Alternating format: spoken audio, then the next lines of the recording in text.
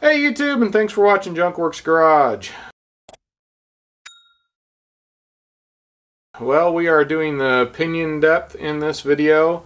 I have several other videos on this 14 bolt rear end, so go check those out. It's in my OBS GMC/Chevy playlist. I have several different videos on this truck, and several having to do with the rear end on this thing. So what we're getting into, I've already, as you can see, there's already some markings on this. At the end of my backlash video for my ring here, I did a little spot of how to check your pinion depth, but I didn't want to go through the whole thing because the videos are just getting too long. So in this video, I'm going to start out with that, and then we'll move further forward on this. I am no expert at anything I do. If you don't like the way I'm doing it, don't do it. And if you do something I do, see if I can say do more times, I am not responsible if you do. You are responsible for your own safety, for your own equipment, and for your own knowledge of how to do something. Now it's time to check the pattern between the ring gear and the pinion gear. I've cleaned some of these teeth up with some brake clean here. And I got this and a whole package of these. This came from Amazon. I'll put a price somewhere down here, as well as if I can find the price for these. They weren't more than, they were like $2.50 or something like that. For there's what you get in the can. It's kind of on its side. It was laying on the edge a little bit. I'm going to take the top and go ahead and just run my thing through there, and we'll start here and start painting both sides of the teeth, the front, the back, everything.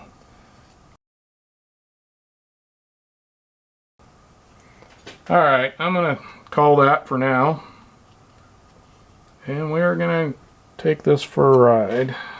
Alright, so here's where we need about 50 pounds of preload on this thing. 40 to 50 pounds of preload, keeping this from turning. Now the way I have this set up, I actually have my truck up on my lift, and I jacked it up just enough to where my tires are about 50 pounds before they want to turn. So that's how I'm doing it. You can decide how to do it on you. I'm by myself. It talks about in the Bella Vista having somebody just push on the brakes. If you got it in your truck, somebody can push on your brakes while you're doing this.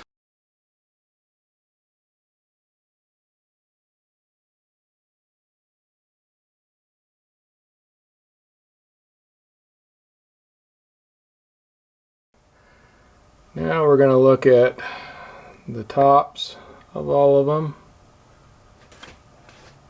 and the bottoms of all of them, and as you can clearly tell, that pinion needs to come this way quite a bit. We're definitely way too far over on this side over here, but I will say, in and out right now, that is looking really good. Like, I'm quite happy with the pattern I'm getting and where the pattern is. I just need it to be further in the middle here instead of way over on the side. So because the markings that it's making are on this inside right here, if this turns around and is hitting that pinion, that means the pinion is pushed in too far. So therefore, that means that shim is too thin, allowing it to come too far into the case here.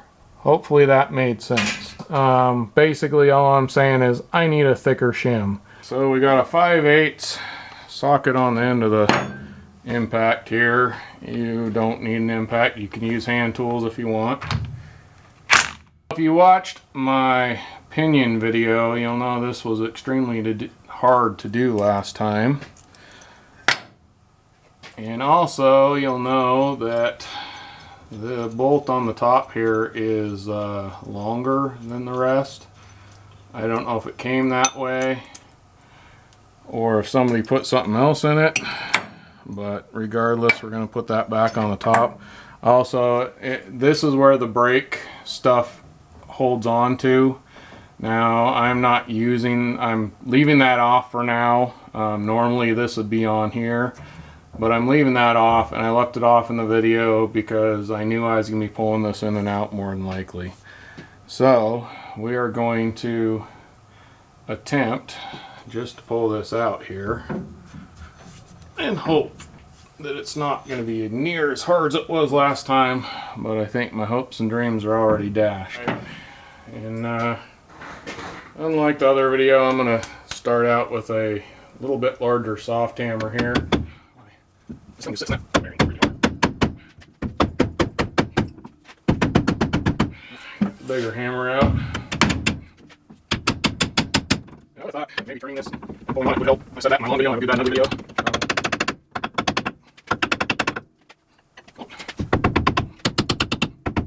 Alright, well, I got a slide hammer I'm going to hook to this and start yanking.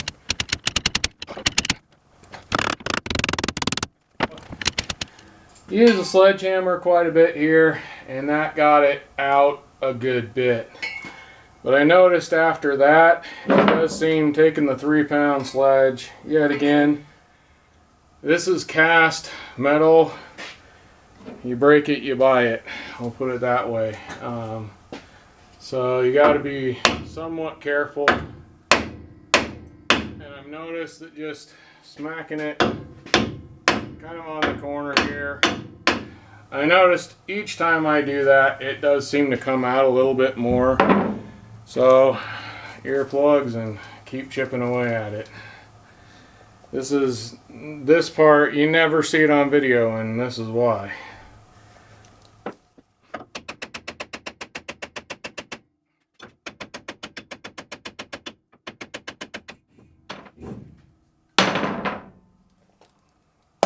And there you go. That was not easy. So you probably can't see it. We got 011.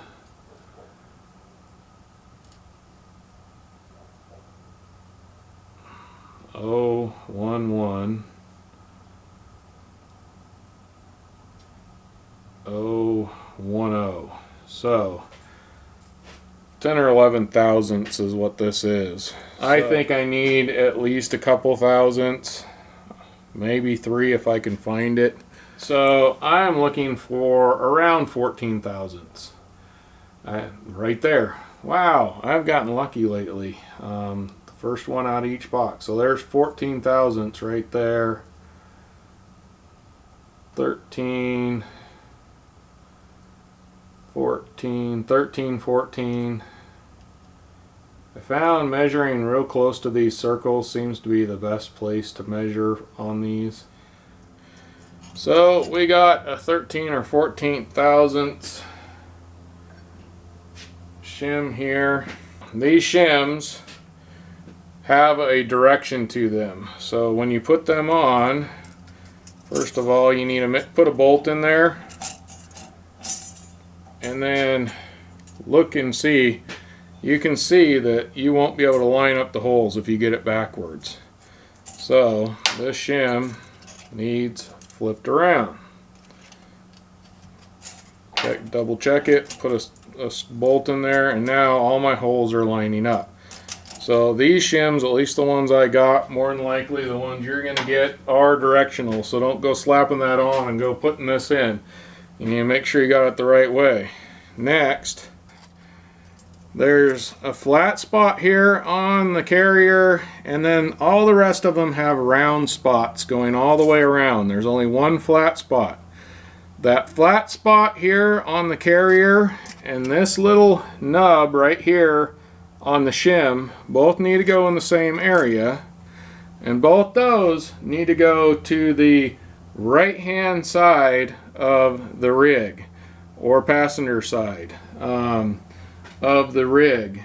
In my case, you might need to check and make sure yours is the same way. So that's where I said I marked things. I got an X right here, I got an X right here, but this flat spot is the only thing that looks like this on this entire thing, so I know that that goes right here.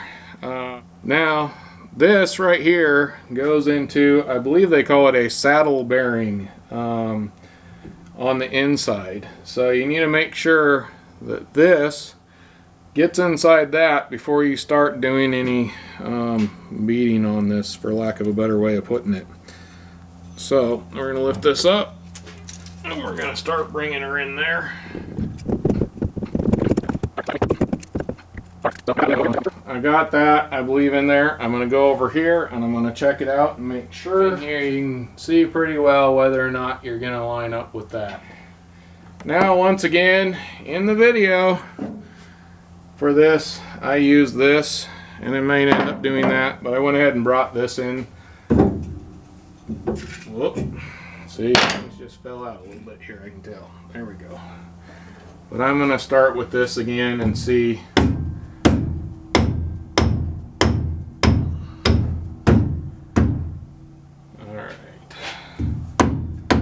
Once again, cast iron will break if you hit it wrong or too hard in the wrong spot. Another thing, make sure your shim is not being pinched somewhere where it shouldn't be. As well as, now that I have this in here, we need to kind of tap this.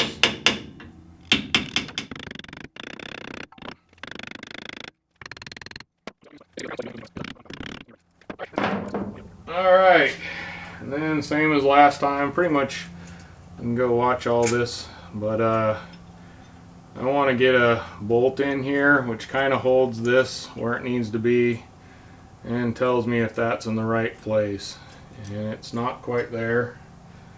Right, and of course the battery died as I knocked this into place. And I use this top bolt because it's the longest one, at least on mine. I have no idea if yours will be the same. I'm going to see if I can get all of them in here, because then I feel like it just kind of guides it in better.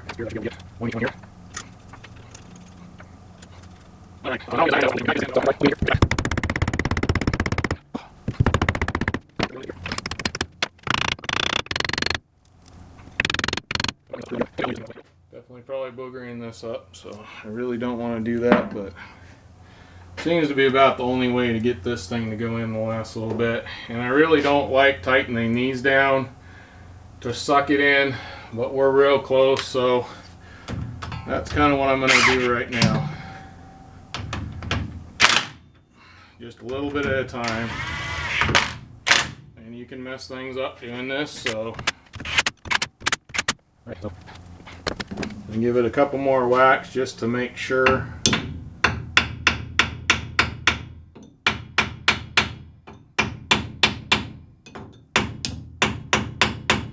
don't bend that up.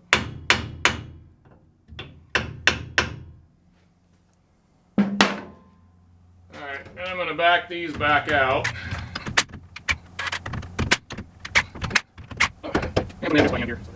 And put them in just by hand here so that I can torque them down to the correct specs. So I got this locked down to 65 foot-pounds here.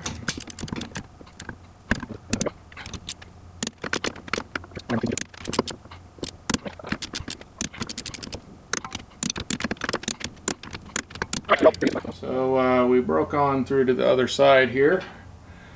And I somewhat cleaned this up. This stuff gets everywhere and doesn't like to come off, but I'm going to start here, and we are going to paint these all up again. Alright, so I got this all set up now. I'm going to go ahead and I got to drop my truck, make it so I have 50 pounds worth of pressure on this, basically, torque on this here.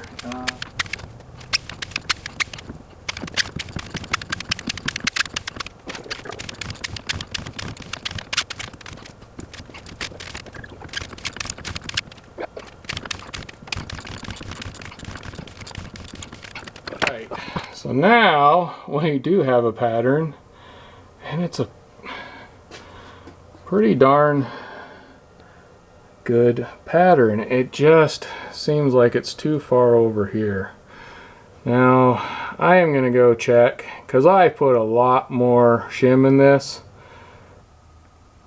I've kind of taken a look at this. I set up my dial caliper and did the backlash again here, and I am between like 11 and 12, which is higher than I want to be. So and I also know yet again that this still seems like it's too far in, so I need to bring that pinion out a little bit. But my pattern looks really good, and it is further this way. So what I want to do is dial the backlash back in again to between like 5 and 8, whatever, 5 and 7. Anyways, try and dial that back in before I mess with the pinion again. So I'm going to dial in my backlash yet again. I'm going to see where I'm at. I'm going to paint this up, see where I'm at as far as what it looks like in the pattern, and hopefully it'll be good. Doubtful. More than likely I need to put a fatter shim in and pull that pinion out a little bit more.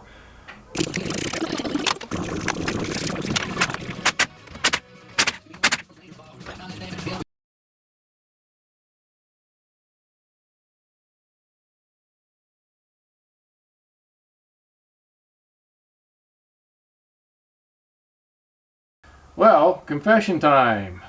I did not torque these, so I need to torque these. I'll probably tighten these down a little better too, and check that pattern one more time and hope maybe that makes a difference.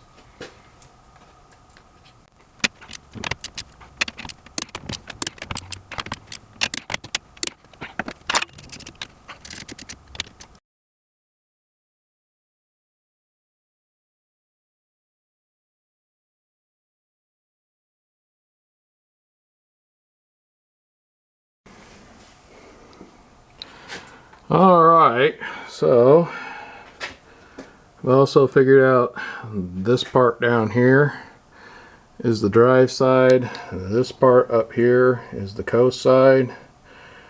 Also, by looking at things, the drive side is the most important, but I will say all that seems like a good pattern. It's quite long from all the way to the edge, so I don't know if that means it's writing good or not, but it doesn't seem like it's too far in or too far out.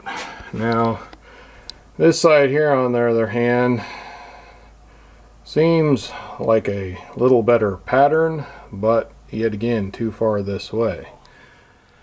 I messed with this, double checked things, looked at more stuff, and quite honestly, from what little research and the different stuff I'm finding, it doesn't seem to be that you need it right in the middle here. It can be, as long as it's a good pattern, it can be forward or reverse on, you know, heel or toe, I believe is what it is. The main thing is that the pattern down here on the drive side be the best pattern you can get.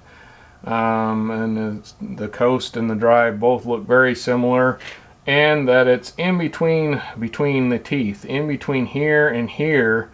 You want it in the middle, not too far in, not too far out, and I'm good that way.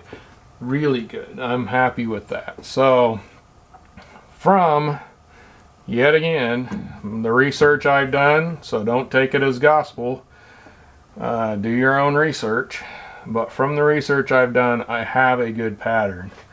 Now, on the other hand, I have done the backlash in several places, and I am finding I'm between 5 and 7, depending on where it is, which is a little bit off from what I would be happy with, really. But yet again, I'm dealing with different parts, new and used parts. The guy said you'll never get it back into shape once you pull this stuff apart. That's why he wanted to put all new stuff. I don't know if I talked about in this video, but I went and talked to a four-wheel drive place, and it was $1,800 to have them come in and redo this stuff. So there you go. if you want to hear that story, go watch the Pinion one. Regardless, I'm happy. I'm going to put it together. I have ran it through and I don't hear any bad noises, grinding, or anything like that when I do this. So I'm going to go for it. This is really just trying to get this back on the road and hopefully not leaking anymore. I mean, it all started with a stupid pinion seal and went downhill from there. So be forewarned that you can open up a can of worms, and I did. So I am going to go see if I can find another bolt like that instead of this one here. I'm going to double check that I have all my torque specs correct.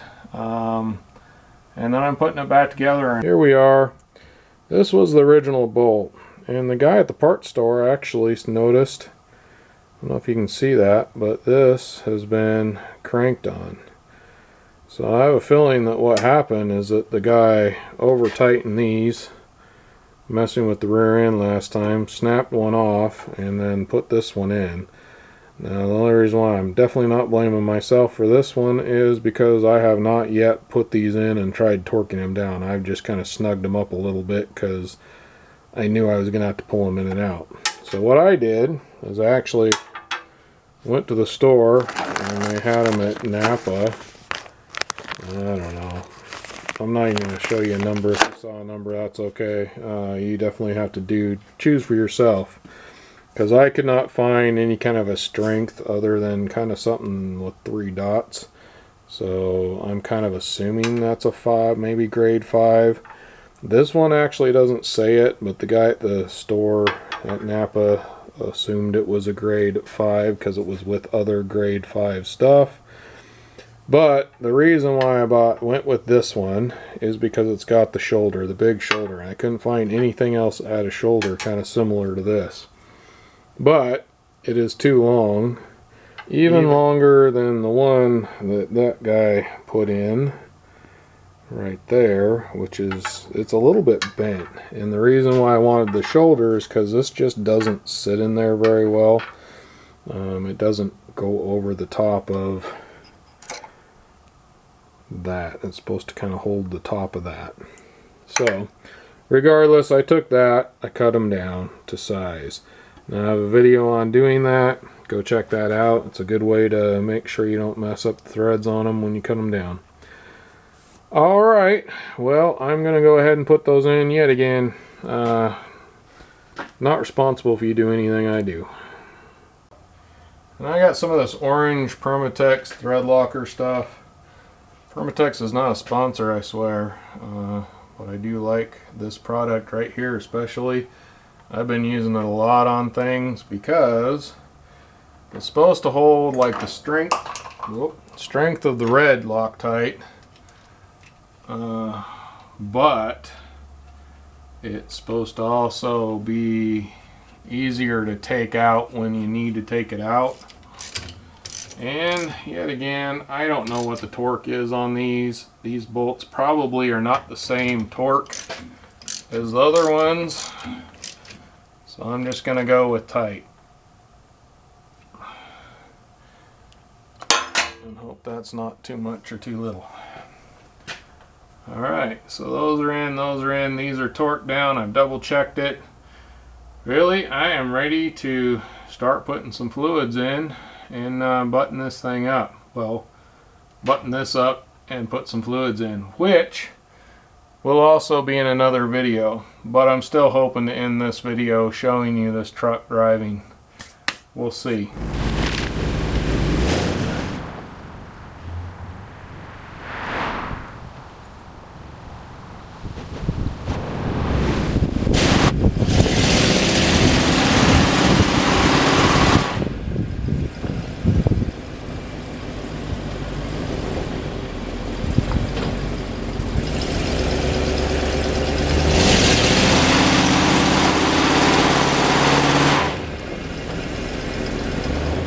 Well, YouTube, as you could see, it did a pathetic burnout, but it did it with both tires, so the posi, or whatever you want to call it, it seems to be functioning right now. I took it for a run around the block, had no problems whatsoever, so didn't hear any grinding, clunking, bad noises at all. Now I still got to go out and take it for a drive on the freeway and things like that, but I'm getting wore out, so I'm going to call that the end. I'm happy. I actually did bring it back in, lifted it up on the lift. Didn't have any leaks in the rear end that I could see at all, no wetness at all. It's still leaking in the front end a little bit if you watch that video, but I have a feeling that I'm going to have to drive it a little bit more for that to work. And I'm leaking oil on my hood because I did put oil in this and missed the cap. In case you're wondering how I'm leaking oil from my ceiling, the lift's up above me. Hopefully you can see that.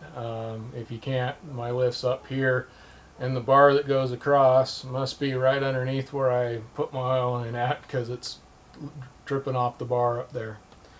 But regardless, no noises, no leaks.